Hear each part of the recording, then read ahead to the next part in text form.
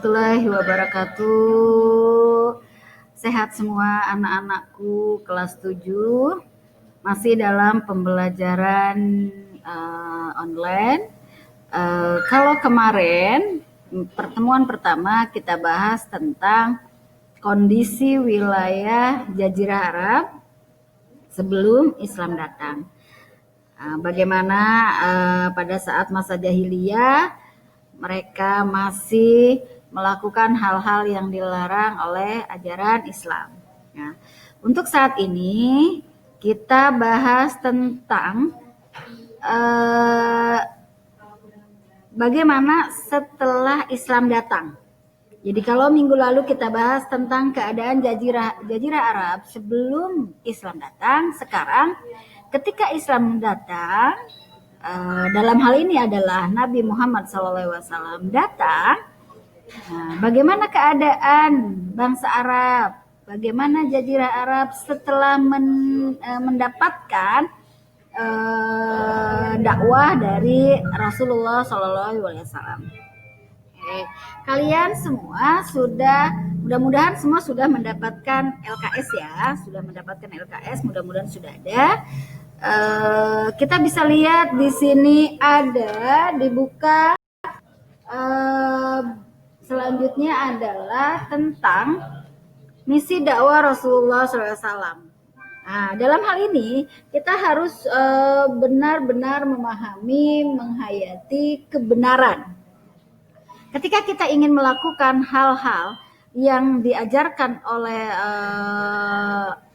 Rasulullah, dalam hal ini adalah orang yang memang diutus oleh Allah Subhanahu wa taala untuk membenarkan apa yang salah di Jazirah Arab saat itu. Nah,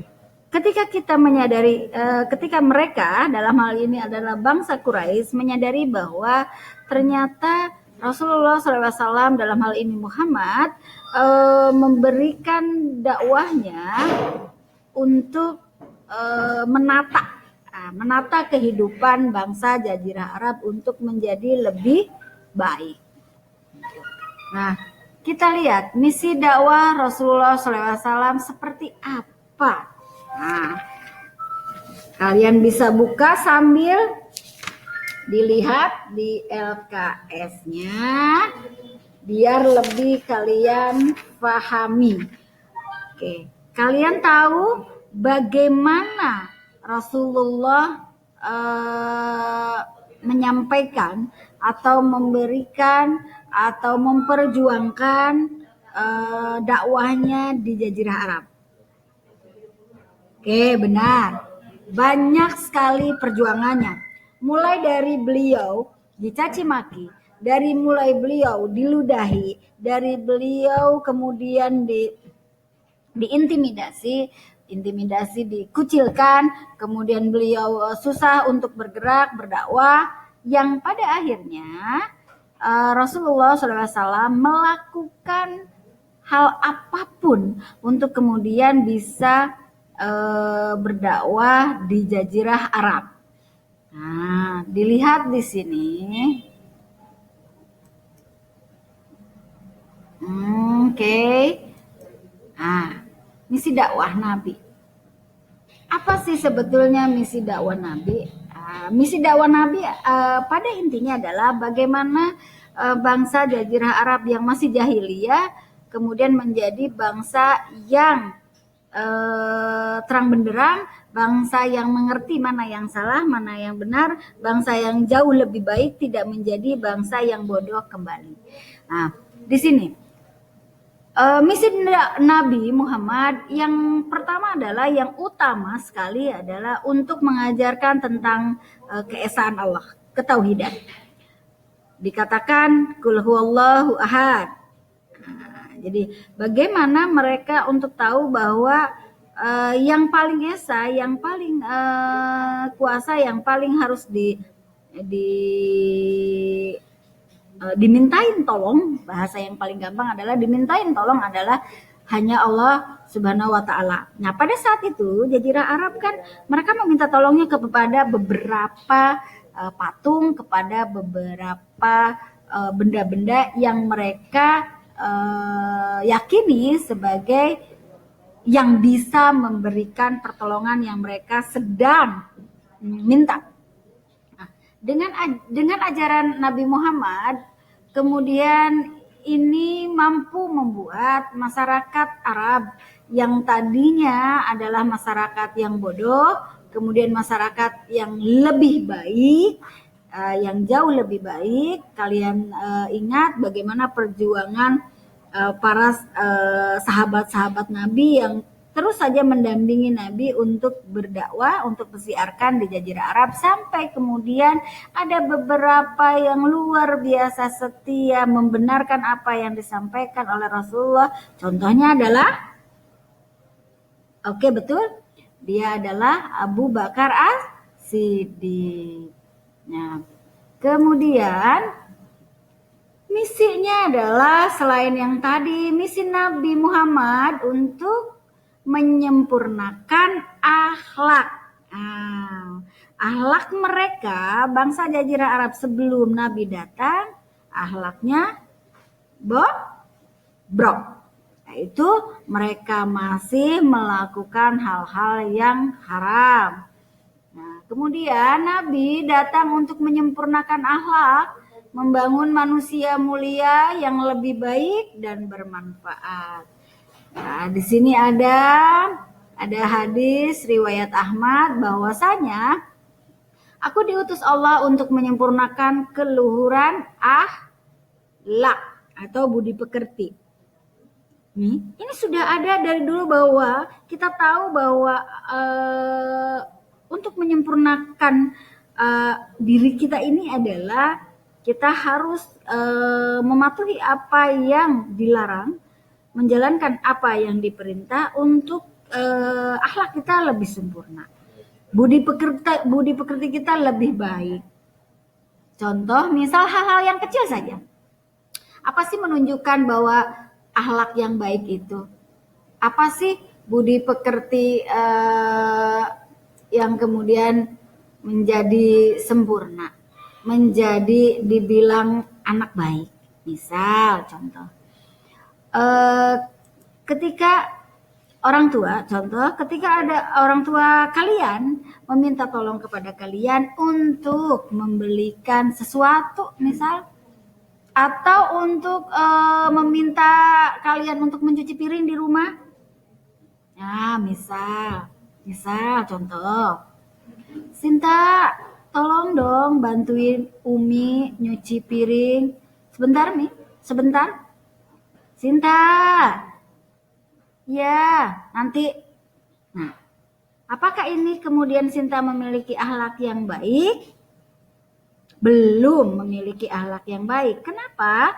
Karena tidak melakukan yang ibunya, gitu, uminya meminta tolong dengan sudah baik-baik. Nah, ini dalam budi pekerti diri sendiri kepada orang tua. Bagaimana kemudian keluhuran akhlak budi pekerti ini untuk lingkungan? Misal ada orang jatuh di depan mata kita, contoh kecil, misal ada anak kecil atau siapapun yang kemudian membutuhkan pertolongan di lingkungan nih, tetangga sebelah misal ada yang jatuh. Alangkah baiknya, lebih bagusnya kalian menolong untuk mengangkatkan sepedanya yang jatuh tadi, bukan malah dibilang tuman tibe. Nah, itu menunjukkan akhlak yang tidak baik kalau kemudian ketika ada yang membutuhkan pertolongan kita bilang tuman. Kemudian, beberapa akhlak inti dari Rasul adalah seseorang mampu mencapai dan melebihinya. Apa? Sabar, bijaksana, dermawan, dan tawadu. Sabar, luar biasa sabar Rasulullah. Apa yang menunjukkan kesabaran Rasul?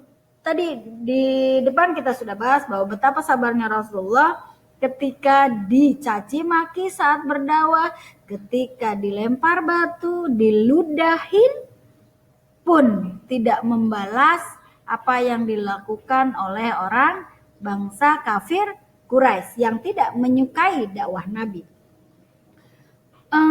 Kemudian sabar lain apa? Sabar dalam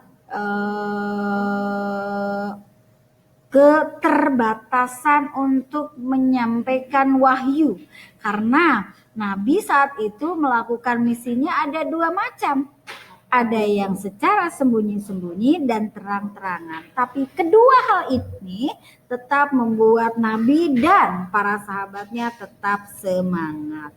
Oke, lanjut. Bijaksana. Bagaimana Rasulullah kemudian memberikan kebijakan-kebijakan saat meminta kepada bangsa Quraisy dan para sahabatnya. Kebijaksanaan ini tentunya tidak membuat orang lain terugi. Menjadi pemimpin ini luar biasa berat. Tadi sabar, kemudian bijaksana. Tidak semua orang bijaksana. Ini luar biasa berat. Kemudian yang selanjutnya adalah dermawan.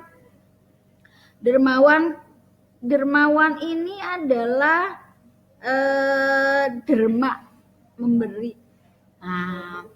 Wannya bangsawan, artinya orang yang mampu.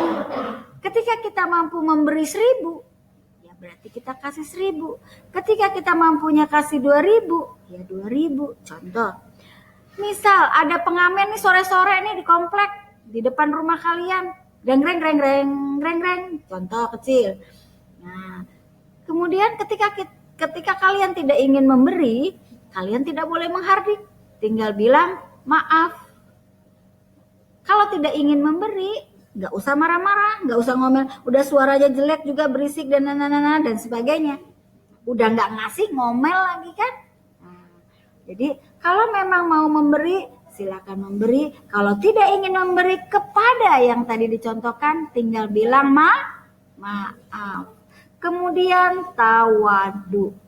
Apa itu?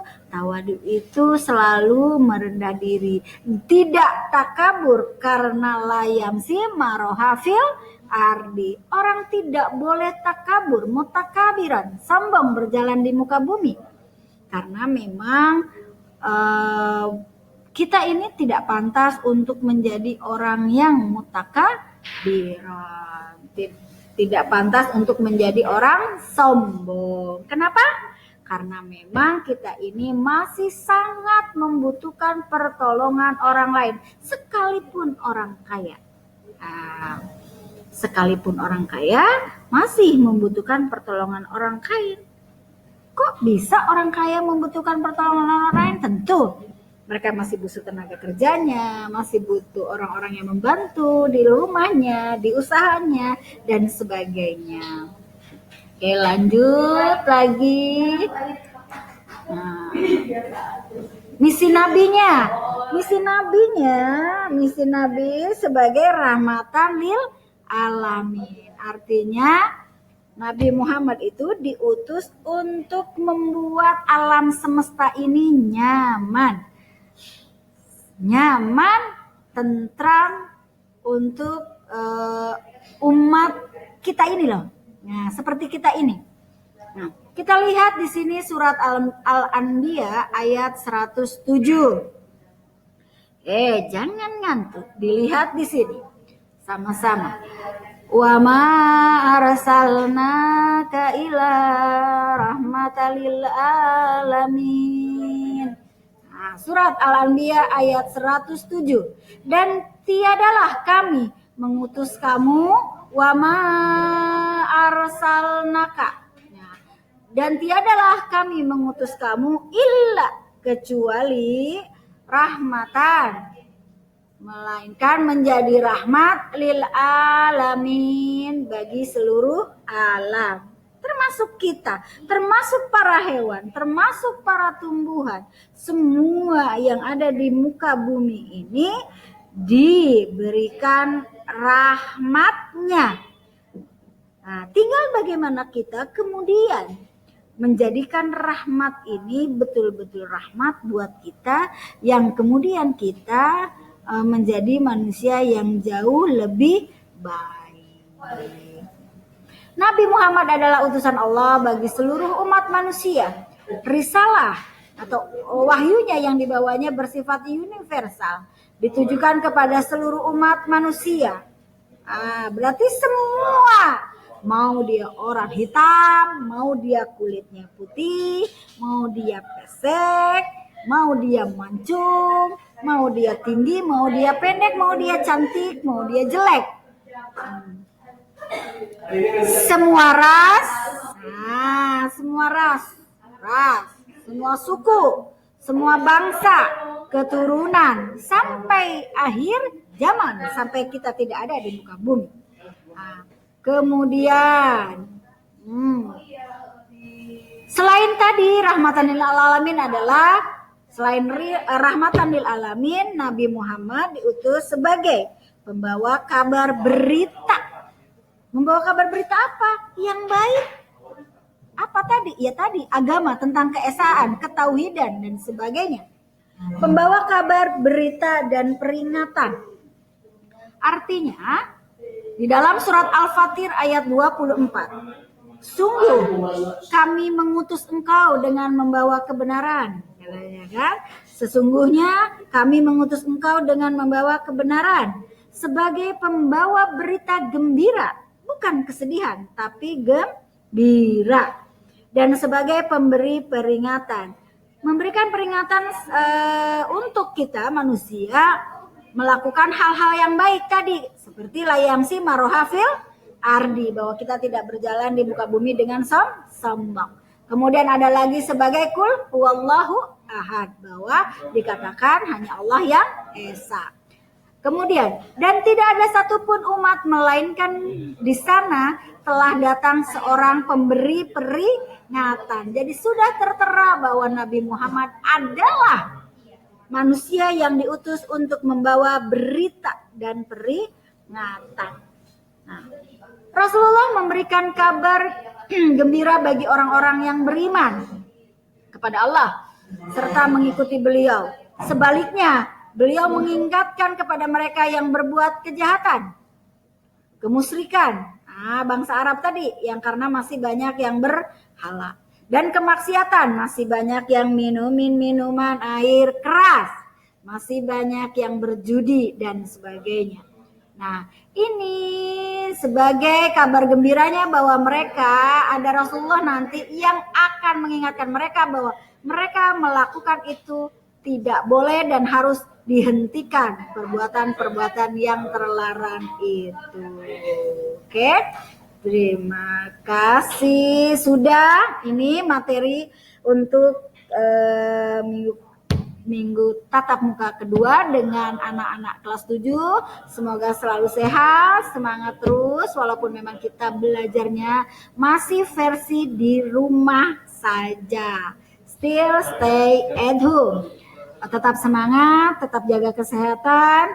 Dan untuk tugasnya, nah langsung ya, untuk tugasnya kalian bisa buka LKS halaman 12. Mau banyak apa sedikit?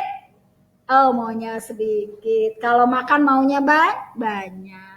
Kalau belajar sedikit saja Ibu. Iya, siap. LKS halaman 12 dari nomor 1 sampai 10. Nggak banyak kan? Bisa dilihat LKS halaman 12 dan 13. Nanti kalian tinggal tulis saja jawaban-jawabannya A, B, C, D, E-nya ya. Terima kasih. Akhirul kalam. Assalamualaikum warahmatullahi wabarakatuh.